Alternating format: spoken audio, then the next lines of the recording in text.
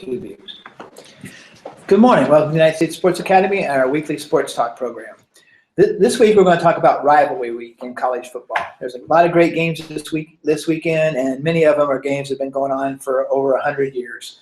So we're going to talk a little bit about Arizona State, Arizona, Georgia Tech, Georgia, Kentucky, Louisville, South Carolina, Clemson, Michigan, Ohio State, Florida, Florida State, Mississippi State, Ole Miss, Oregon, Oregon State, Notre Dame, USC, and last but certainly not least, a game that's near and dear to our hearts down here in the great state of Alabama is known as Iron Bowl, Auburn and Alabama. One of the fascinating things about these games is the only game that doesn't involve at least one team in the top 25 is USC Notre Dame, and 4 of the games actually have 2 teams that are ranked in the top 20.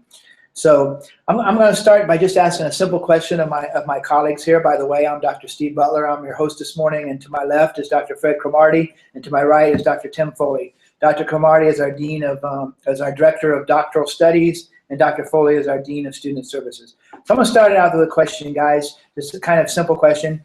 What is one of your fondest memories of any rivalry week game? Well, right off the bat, I got to say last year, Alabama, Auburn. Well, for a game that I watched, I would have to say that's right up there with the two. But I'd have to say that I have fond memories of my own rivalries coming up through the ranks of playing, football itself. So I'd have to say that from a watching perspective, I would go right up with last year's because that was just a memorable event and situation that transpired in that. But that's the beauty about rivalries is anything can happen in those games. You throw out the records, you throw out them being 1, 2, 3, or 4, whatever it might be. The rivalry is what is the classic example of 2 programs coming together and just ready to get at each other. And I mean get at each other tooth and nail because it means so much for one of the rivals to say, we win, and we've got that right for the next 364 days. Yeah.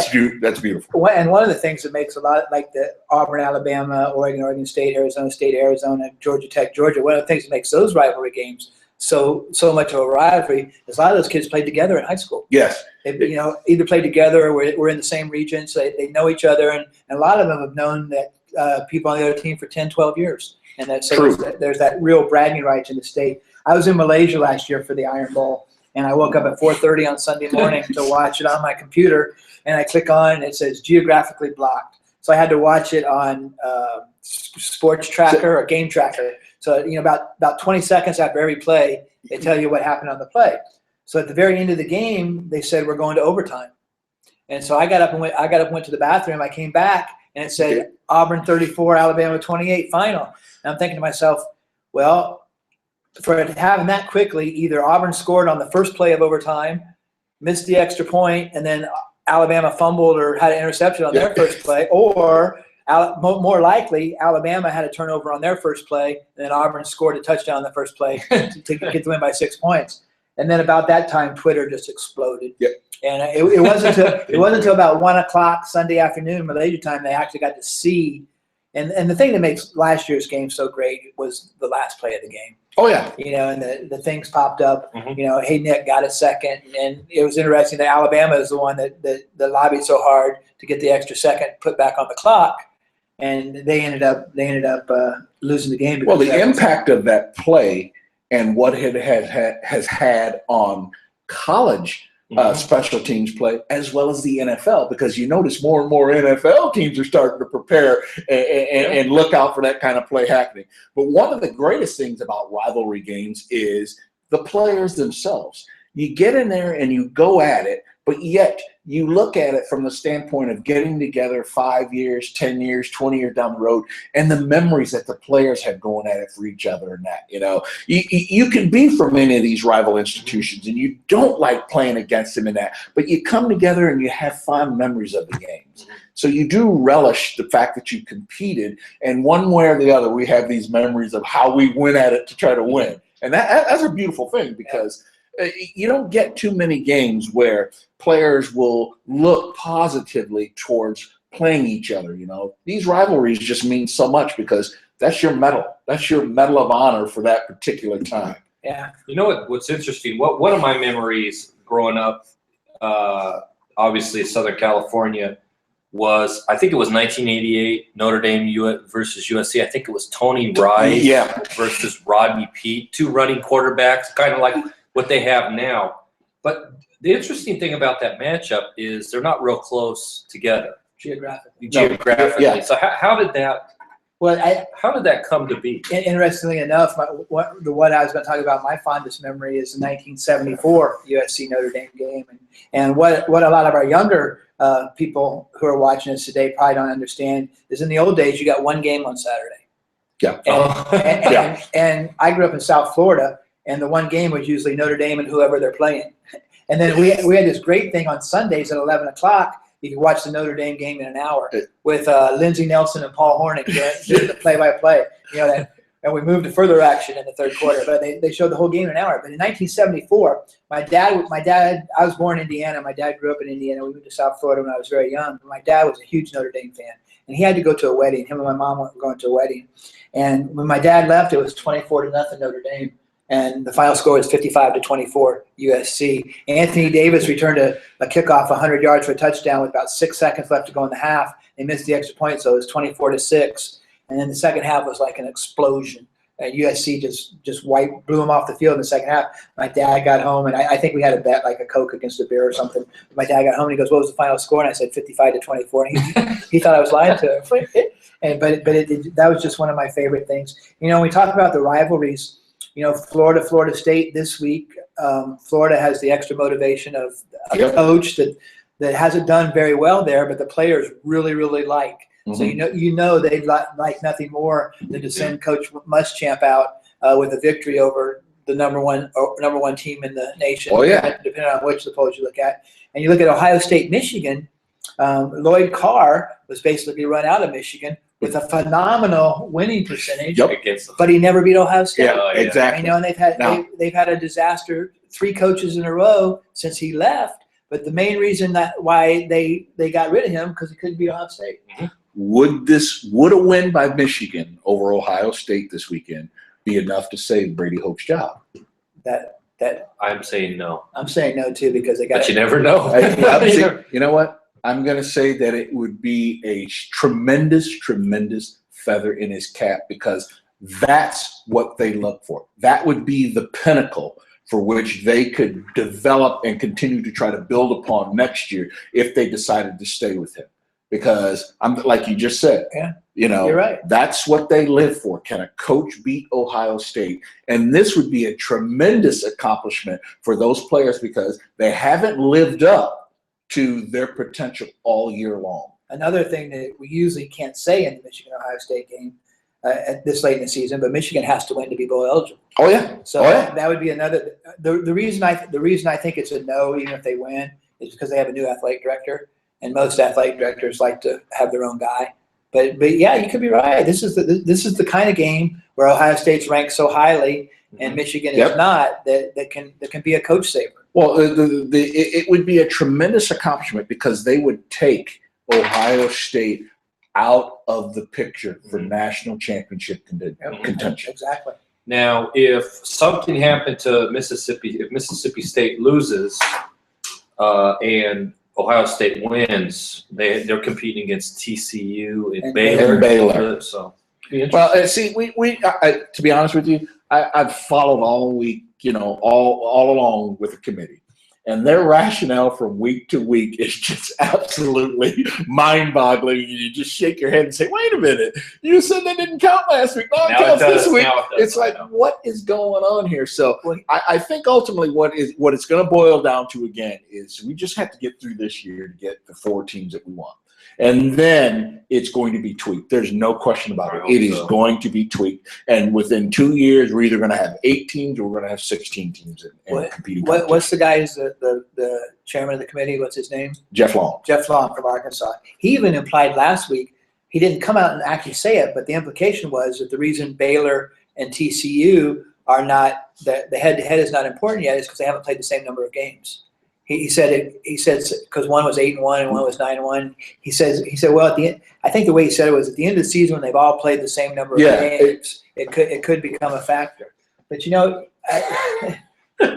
Baylor has Kansas State this week, which is a ranked team. It's not on our list because it's not a rivalry game. It's not a rivalry game. Yeah. But Baylor has Kansas State. TCU has Texas, and Texas has been playing better. I think at the end of the day, if TCU and Baylor both end up with the same record, the Big 12 does not have a championship game. I don't know how you can give it to TCU.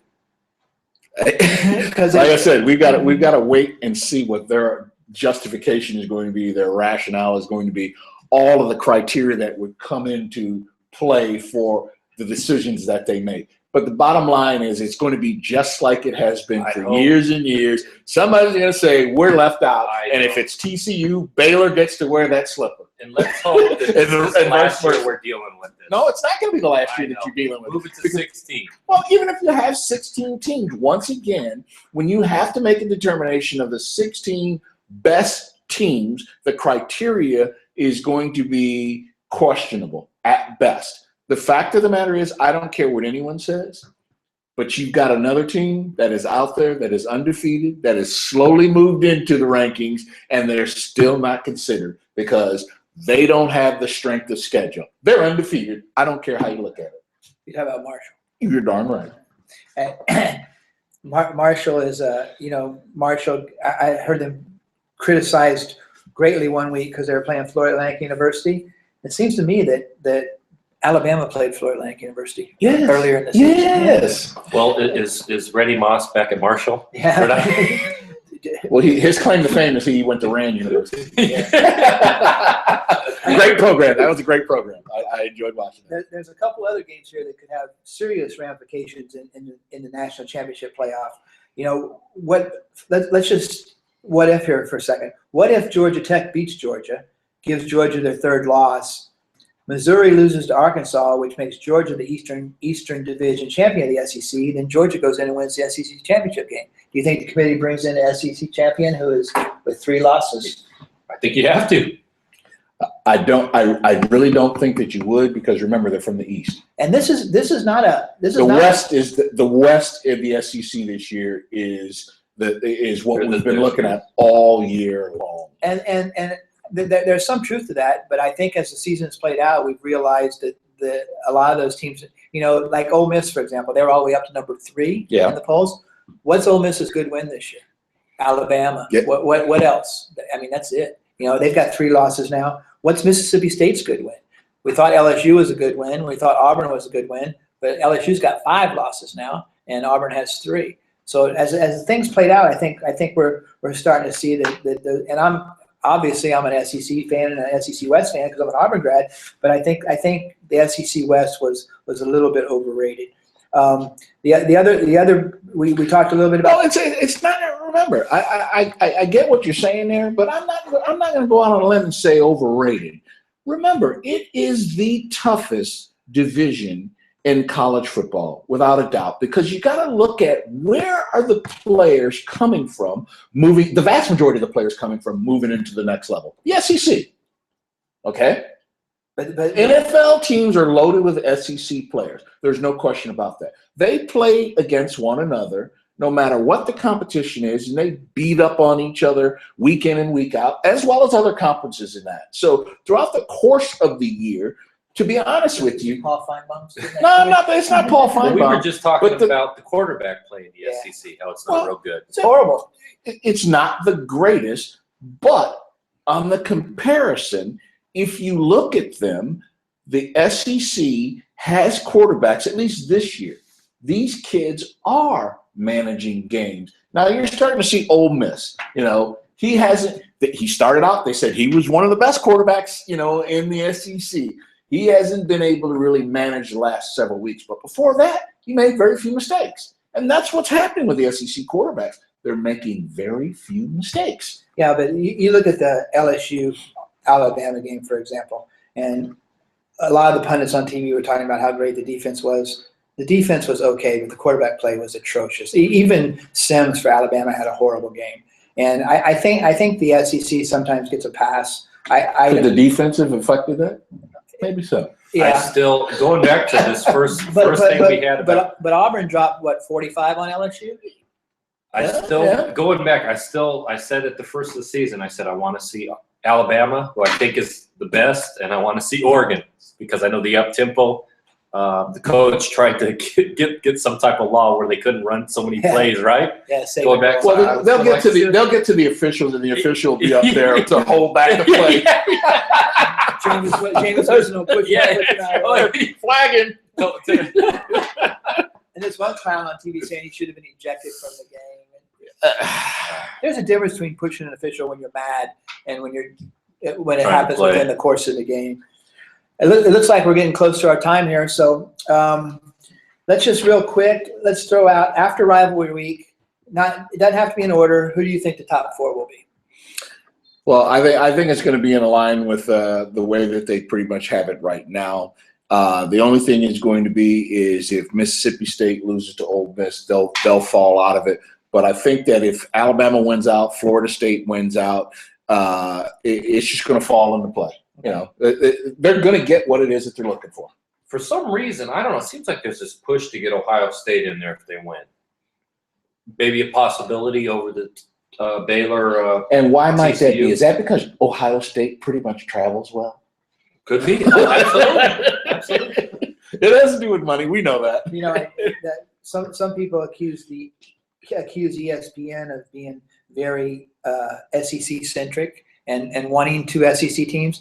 But I heard a great argument from somebody who works at ESPN, and he said that's ridiculous. Do you really think we want Starkville and Tuscaloosa to be the audiences for our national championship game when there's opportunity to have Columbus, Ohio, or one of the other big programs? I think my Final Four after this weekend, and of course it could change again too because we have the championship games next weekend.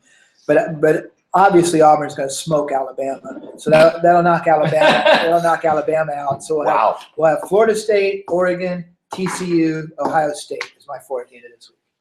Alabama, Oregon, Ohio State, Florida State. Cool. Well, that's all the time we got today. Well, I can't help it if they're both wrong. There was no bias in my selection of Auburn to beat Alabama.